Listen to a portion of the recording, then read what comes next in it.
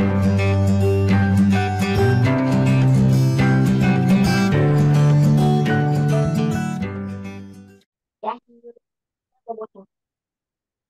Bu Ibu, tahu Pami jelas. Swanten Abdi jelas, Terus teman-teman. bang ya, bau. Jelas, Bu. Ya, eh, Assalamualaikum warahmatullahi wabarakatuh. Waalaikumsalam. Waalaikumsalam warahmatullahi wabarakatuh. Tuh, Halo teman-teman semua. Eh, Perkenalkan kembali, nama saya Lutfiatunisa dari FKIF Edu, Universitas Siliwangi. Nah, minggu lalu eh, kita sudah sempat berkenalan ya. Masih ingat nggak, udah Bu? tahu kan? Pak? Ah, Sudah sempat berkenalan, jangan nih, jangan ini. Oke. Islam. ah? Jadi lah, udah ngumpikan. Perkenalkan ya, udah jelas. Oh, kirang Enggak, jelas Ibu Swantena. Kedap. sejelas lah tapi nah, emang kieu. Hah? Eh, Udah jelas, Bu. Oh, udah jelas. Oke, Nah, Ibu. di mama Teman-teman semua ada yang masih penting. mengingat saya, yang minggu kemarin perkenalan bersama teman-teman yang lain. Lutfia Tunisa. Ya,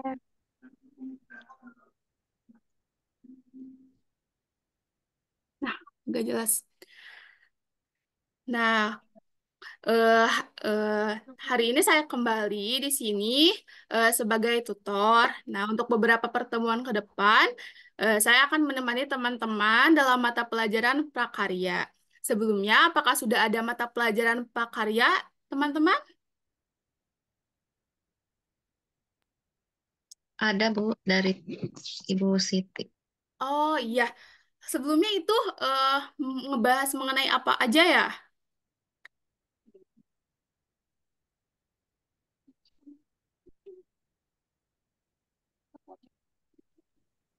Kerajinan dari limbah kayu. Oh, Nah, itu. gitu. Bagaimana prakarya? Prakarya. Nah, mungkin insya Allah kita akan belajar bareng-bareng dengan suasana yang santai, tetapi tetap fokus ya, ya teman-teman. Dan jangan sungkan kalau ada yang ingin ditanyakan atau didiskusikan.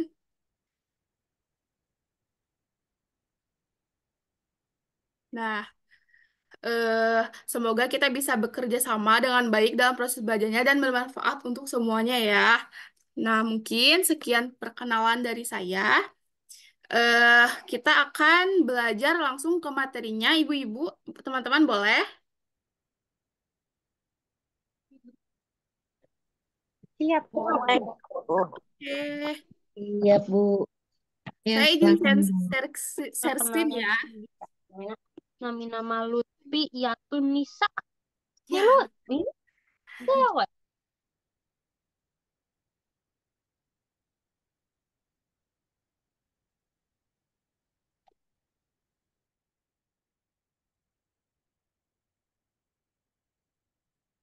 eh Pami atau saya, Ibu share screen ah, teman-teman. Atas ayah Bu. Oke. Sudah ada Bu. Oke. Nah, teman-teman, materi kita malam ini berasal dari modul prakarya kelas 10, yaitu unit pertama dengan judul Lezat dan Aman untuk Dikonsumsi, yaitu berkarya kreatif. Nah, fokusnya tuh adalah bagaimana caranya kita bisa mengolah bahan nabati dan hewani menjadi produk awetan pangan. Nah,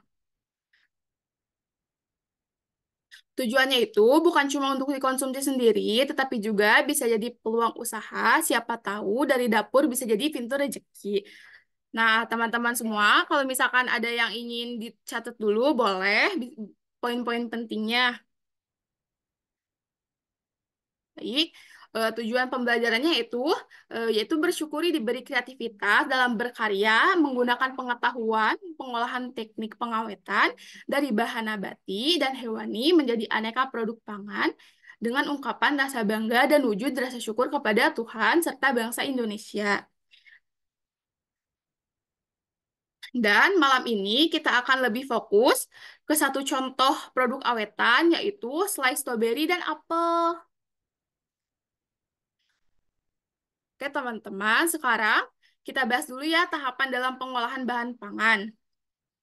Nah, sebagai generasi muda, mari berkarya dengan mengolah bahan pangan nabati dan hewani menjadi produk awetan. Nah, selain menjaga warisan kuliner Indonesia juga, produk ini bisa dikenalkan ke dunia, membantu perekonomian negara, dan memenuhi kebutuhan keluarga. Nah, tahapan pengolahan bahan pangan yang dimaksud dengan bahan mentah atau baku pangan adalah semua hasil budidaya pertanian dan hasil ternak budidaya hewan, bahan mentah atau baku pangan, baik nabati dan hewani yang akan digunakan dalam proses pengolahan perlu memperhatikan kriteria tertentu dengan cara mengetahui karakteristik bahan, mentah, pangan, dan sifat fisiknya. Nah, hal ini teh dimaksud agar kualitas pangan dapat dipertahankan sampai menjadi produk akhir olahan pangan. Nah, setelah bahan mentah atau baku siap, maka selanjutnya dilakukan proses pengolahan oleh juru masak, yaitu dengan memperhatikan tahapan pengolahan, mulai dari membersihkan bahan mentah atau baku pangan, sampai pada proses pengolahan pangan. Nah, proses memasak dengan menggunakan berbagai macam teknik atau cara mengolah, baik dengan cara pengawetan atau tidak. Nah, sehingga menghasilkan produk olahan pangan siap dikonsumsi atau produk olahan pangan setengah jadi. Nah, selanjutnya, agar dihasilkan produk pengolahan pangan yang sesuai kegunaan, nyaman dalam rasa, tepat dalam pengolahan, memiliki nilai estetis dalam penyajian maupun kemasan dan aman bagi kehidupan, kita maka perlu memperhatikan tahapan pengolahan atau proses pembuatannya. Nah, dalam pengolahan bahan pangan, dalam modul ini dijelaskan bahwa proses pengolahan itu ada 4 tahapan utama. Yang pertama perencanaan, yang kedua persiapan, yang ketiga pembuatan, dan yang keempat pengemasan dan evaluasi. Nah, yuk kita bahas satu-satu. Nah, ini ada tahapan pengolahan bahan pangan. Dan yang pertama tuh ada perencanaan. Nah, perencanaan itu yang pertama tuh mengidentifikasi kebutuhan untuk ide atau gagasan perencanaan produk pengolahan pangan. Yang kedua ada ide atau gagasan, yaitu merancang suatu pembuatan pengolahan pangan sesuai dengan hasil identifikasi. Nah, yang kedua ada proses pembuatan, yaitu persiapan. Misalkan merencanakan pembelian bahan sesuai kebutuhan, persiapan alat dan bahan untuk pengupasan, atau pencucian bahan. Nah, terus ada proses pembuatan atau pengolahan bahan pangan, yaitu keselamatan kerja dan hal khusus lainnya. Yang ketiga tuh ada pengemasan. Nah, wadah penyajian harus estetika, atau wadah kemasan estetika dan kesehatan. Yang terakhir ada evaluasi, yaitu testing hasil. Jadi, merasakan hasil produk olahan pangan. Nah, terus ada mengevaluasi seluruh proses atau setiap tahapan pembuatan olahan pangan sebagai bahan perbaikan. Nah, Ibu,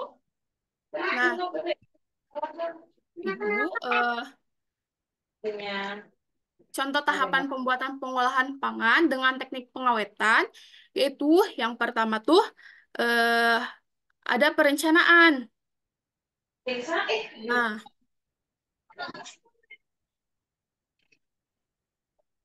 misalnya yang pertama ada perencanaan. Kita ambil contohnya di daerah Malang ya teman-teman.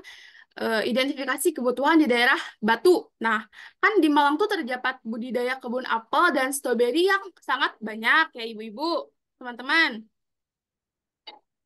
Nah, sedangkan apel Malang tuh kurang disukai oleh anak-anak karena rasanya tuh yang asam. Sedangkan kan anak-anak tuh suka tuh makanan yang manis ya, kurang suka makanan yang asam-asam. Nah, dari situlah kita mendapatkan ide gagasan hasil ide gagasan. Jadi, ide gagasan hasil petikan buah di kebun apel stroberi atau apel stroberi dibuat selai stroberi. Nah, dengan teknik pengawetan dimaniskan secara bersama-sama. Nah, yang kedua, ada proses pembuatan, yaitu mempersiapkan bahan dan alat yang diperlukan secara lengkap. Nah, bahan-bahannya tuh ada stroberi 500 gram, 1 buah apel malang, jeruk nipis, gula, dan alatnya tuh ada panci, talenan, pisau, sutil, parutan, mangkok. Ibu-ibu tahu sutil kan? Tahu, Bu. Tahu teh. Itu spatula yang dari kayu lah ibu-ibu. Nah, lalu adapun proses pembuatannya. Nah, yang pertama itu ada Nah, ini yang pertama itu ada potong stroberi kecil-kecil agar mudah dilumatkan saat dimasak, kemudian disisihkan. Nah, yang kedua ada kupas buah apel dan buang bijinya, kemudian diparut. Yang ketiga, apel yang sudah diparut diberi perasan jeruk nipis supaya warna apel tidak cepat coklat dan rasanya tuh makin segar. Nah, yang keempat ada ambil wajan dan tuangkan pemotong buah stroberi, parutan apel dan gula dan masaklah semua campuran buah tersebut sampai menyatu. Yang kelima ada aduklah sambil ditekan-tekan buah stroberinya supaya hancur dan lebih halus. Nah, bila ingin bertekstur, jangan dihancurkan terlalu halus stroberinya. Masak hingga mendidih dan mengental dan kecilkan api. Nah, setelah proses pemasakan selesai, tuang ke dalam wadah penyajian dan biarkan agak dingin. Nah, yang keempat yaitu ada pengemasan dan tahap pengemasan. Itu yang pertama tuh ada ibu-ibu harus teman-teman semua siapkan botol kaca, lalu lakukan sterilisasi. Caranya tuh rebus air dalam panci sampai mendidih, kemudian matikan apinya dan masukkan botol kaca ke dalam panci berisi air yang sudah mendidih tadi dan diamkan selama 5 menit. Nah, kemudian angkat dengan penjepit, lalu tiriskan botolnya dan keringkan dengan lap bersih atau tisu. Nah, selanjutnya masukkan selai stroberi ke dalam botol selai yang sudah steril. Terus, tutup botol toples dengan rapat agar kedap udara dan hiaslah dengan pita cantik.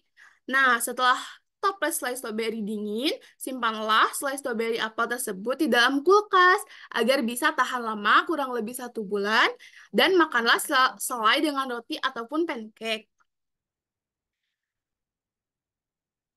Nah, yang terakhir, ibu-ibu, teman-teman, adalah evaluasi. Nah, di akhir pembuatan pengolahan pangan selai stroberi apel dengan teknik pengawetan dimaniskan, ujilah hasil karyanya dengan cara mencoba. Nah, terus ungkapkan perasaan kita terhadap rasa selai dan ungkapkan juga perasaan kita terhadap Tuhan, Sang Pencipta buah-buahan, sayur-sayuran, ataupun itu. Nah, jika ada yang kurang sesuai, buatlah catatan evaluasinya. Nah, sebagai bahan masukan dan bahan perbaikan jika membuat selai stroberi lagi. Nah, mungkin teman-teman nggak kerasa ya kita udah ngobrol kurang lebih beberapa menit. Nah, eh ada yang mulai rapper gara-gara ngebayangin selai stroberi sama roti atau sama pancake.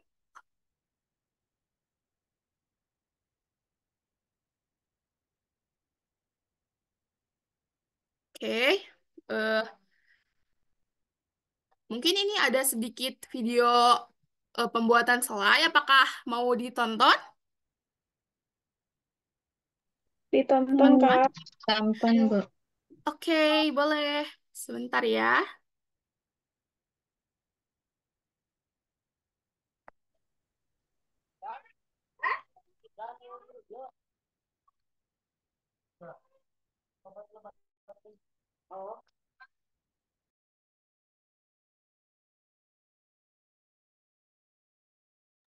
Cheetos, kejunya bikin nempel.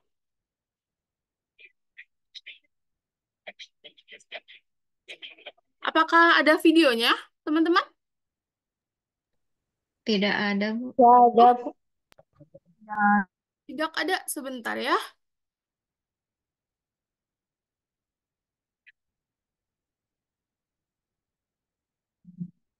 Hmm.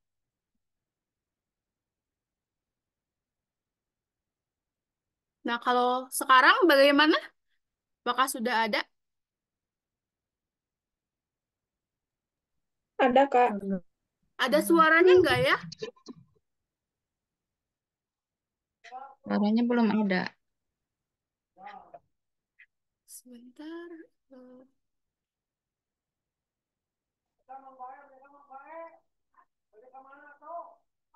oh, ini. Semoga Anda semua sehat selalu dan bahagia. Ketemu lagi dengan saya, Koko Edi. Apakah suaranya sudah terdengar, teman-teman? Terdengar, Kak. Ada. Oke. Sudah, Ibu.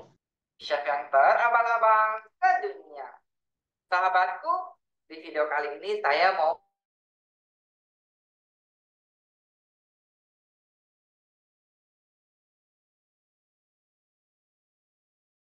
Putus-putus suaranya. Suaranya menghilang, Bu.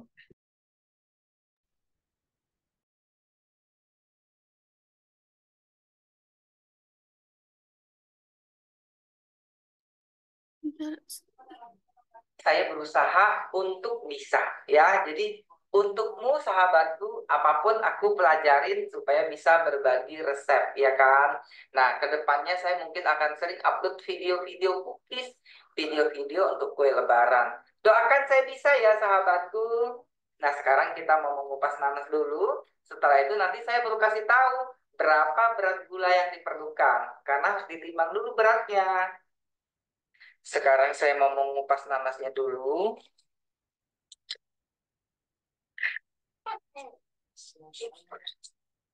Jadi kalau saya kupas nanas sukanya begini aja ya.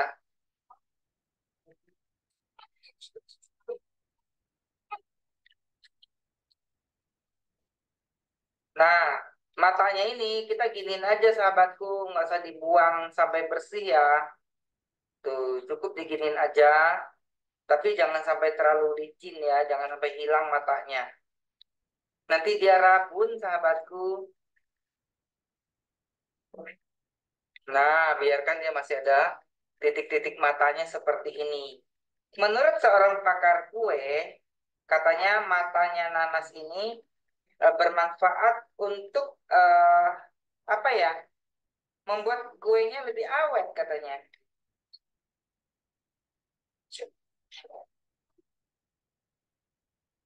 Nah, sudah rapi. Sekarang saya mau memarutnya. Nah, parutannya ini saya sarungin dulu supaya gampang bersihinnya sahabatku. Jadi kalau disarungin gini. Oh ya, kata seorang pakar kue bahwa nanas ini jangan dibuang matanya supaya aroma nanasnya lebih harum dan selain nanasnya lebih awet untuk disimpan. Katanya begitu sahabatku. Saya parut dulu ya.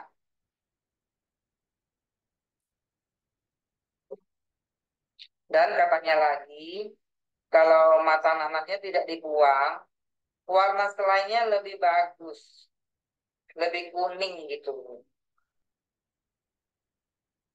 Nah, kalau tips dari saya, nanasnya bagusnya diparut sahabatku, jangan di blender ya. Karena akan berbeda juga.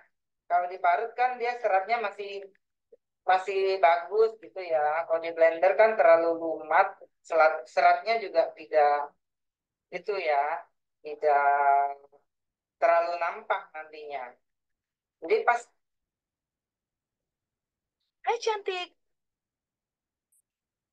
selamat datang di inovasi. Setelahnya matang, ini akan tampak setelahnya itu panjang-panjang seratnya sahabat. Batang tengahnya ini jangan dibuang ya sahabatku. Karena batang tengahnya inilah nanti yang akan tampak sekali serat nanasnya. Diparut sampai habis. Nanti kalau di selainya udah jadi, akan terlihat panjang-panjang serat nanasnya. Itu karena di batang tengahnya, sahabatku. Nah, kita parut sampai habis ya.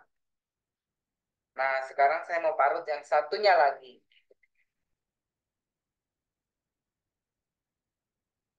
Nah, sudah selesai. Kalau parutannya ini disarungin, itu gampang bersihinnya, sahabatku. Apalagi kalau parut kunyit gitu ya. Tinggal diangkat tuh. Tidak menempel di parutannya, tinggal dicuci saja. Begitu.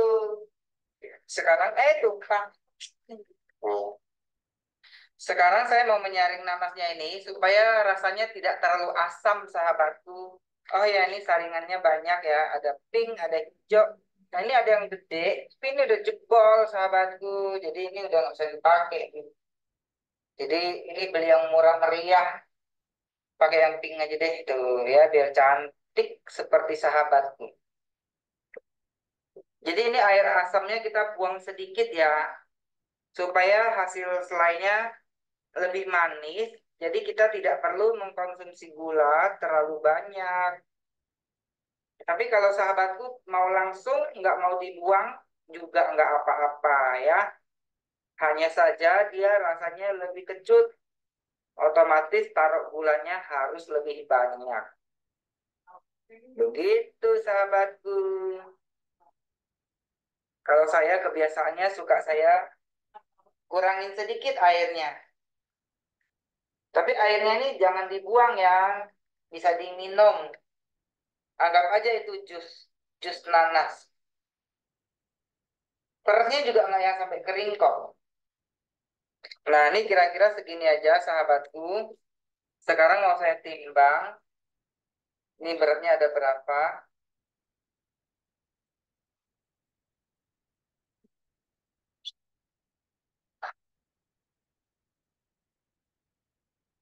Beratnya 650 gram sahabatku.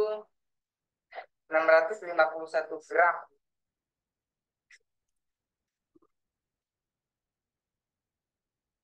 Sekarang saya mau kasih gulanya.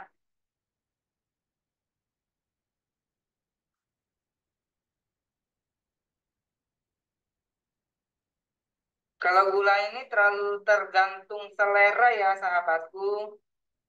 Saya pakaiin 300 gram aja di sini.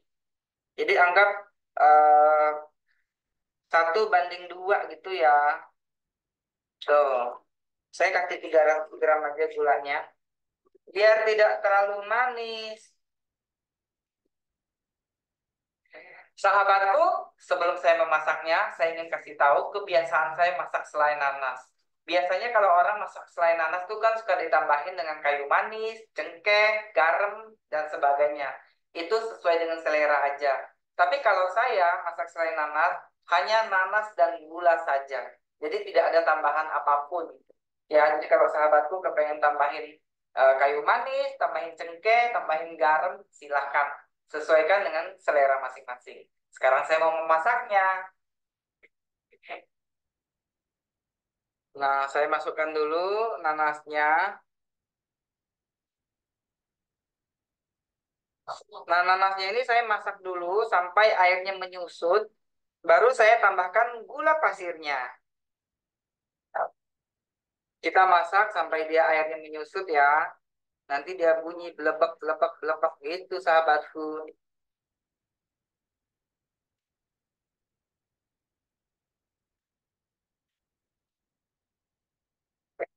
Nah, ini sudah belebek, belebek, belebek.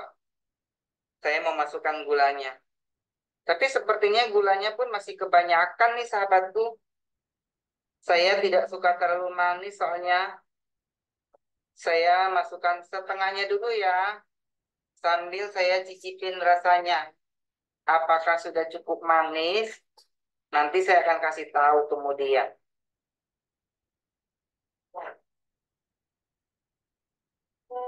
Ini saya sisakan sekitar 50 gram sahabatku. Jadi yang saya masukin gula ke dalamnya ini sekitar 250 gram. Karena saya tidak suka terlalu manis sahabatku.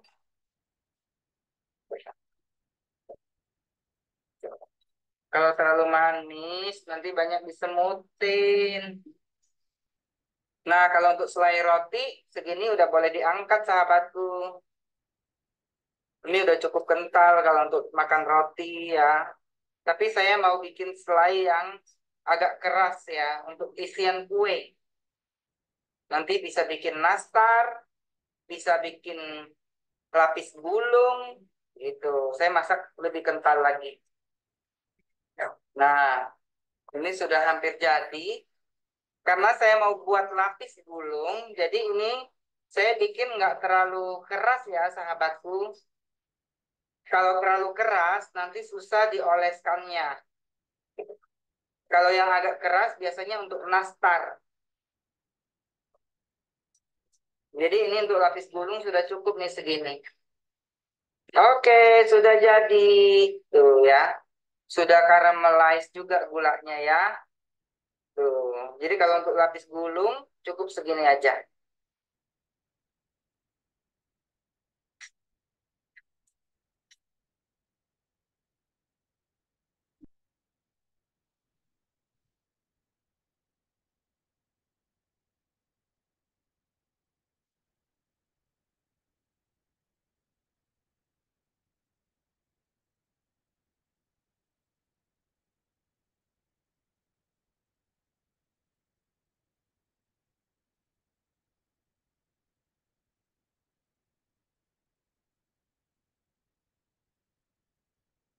Sahabatku, selain nanasnya sudah jadi. Saya cobain dulu ya.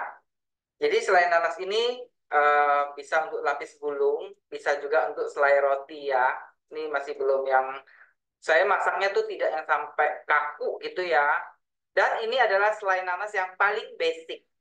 Jadi selai nanas tuh banyak variannya. Ini adalah selai nanas yang paling basic ya. Nanti di video-video berikutnya saya akan buatkan selai nanas dengan aneka variasi. Sekarang saya mau mencobanya. Masih panas nih.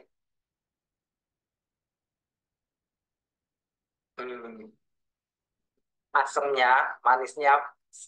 Jadi kalau saya masak selai nanas, saya tidak suka kasih garam, sahabatku. Karena rasanya, menurut saya lebih suka tidak pakai garam. Tapi sahabatku pakai garam atau tidak, saya nggak tahu ya. Semoga sahabatku suka dengan video ini. Kalau suka, jangan lupa kasih like. Yang baru join, jangan lupa segera subscribe. Karena setelah ini saya akan bikin kue untuk lebaran. Sampai jumpa di video berikutnya. Bye-bye. Oh iya, sahabatku, jangan lupa komen dan share. Ini baru bye-bye.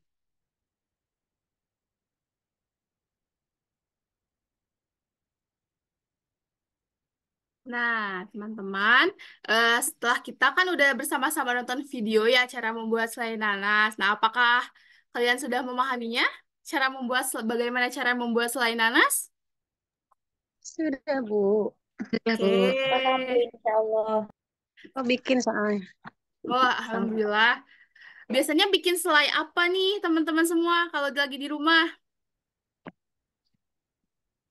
Selai nanas buat nastar. Oh iya, buat nasi belum tuh.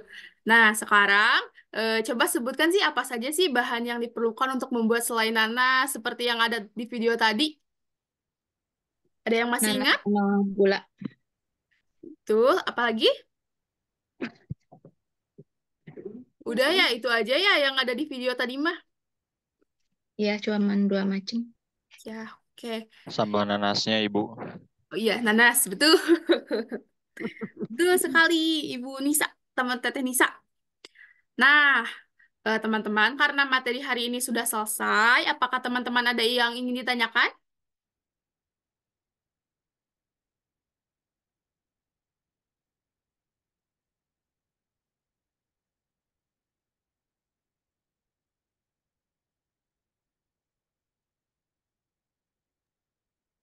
Maaf, Bu.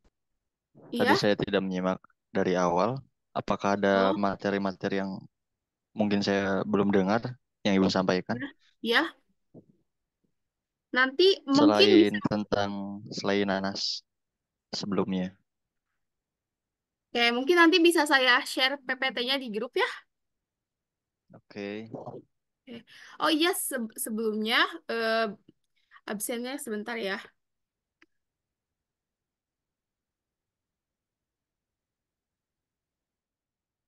Absensi. Mata pelajaran prakarya. Absensi. Sebentar.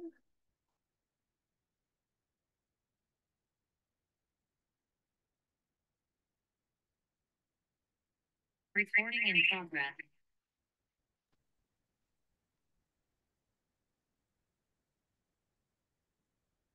Itu udah ya.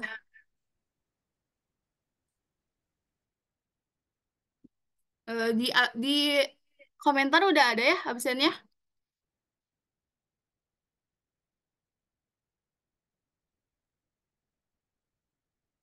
Nah, teman-teman semua boleh isi absen tersebut.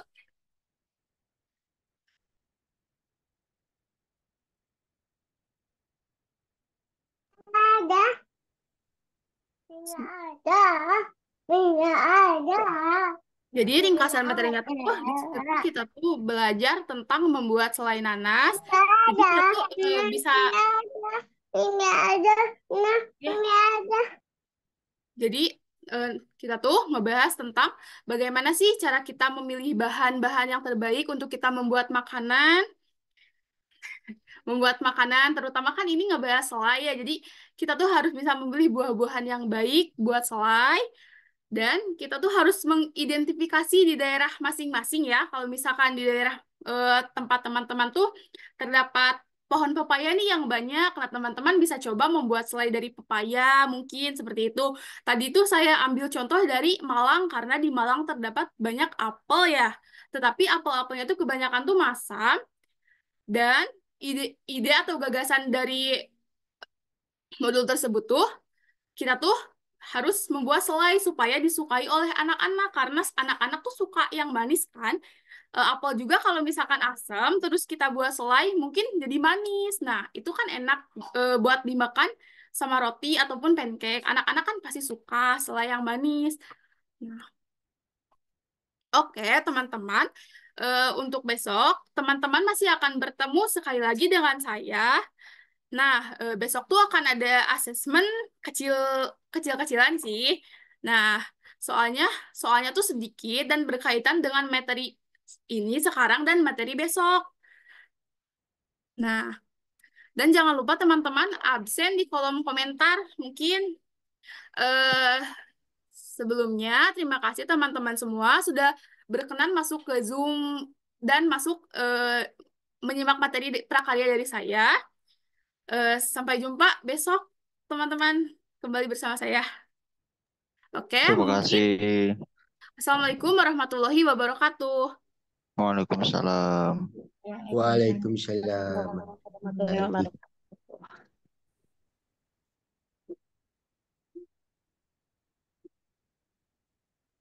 Kunjungi sosial media lainnya seperti website kami di pkbmalfata.com, Facebook PKB Malfata Mananjaya, Instagram PKB Malfata Official, dan terima kasih telah klik video ini. Jangan lupa like, comment, share, and subscribe untuk menunjukkan dukungan kamu terhadap channel ini. Enjoy the video PKB Malfata.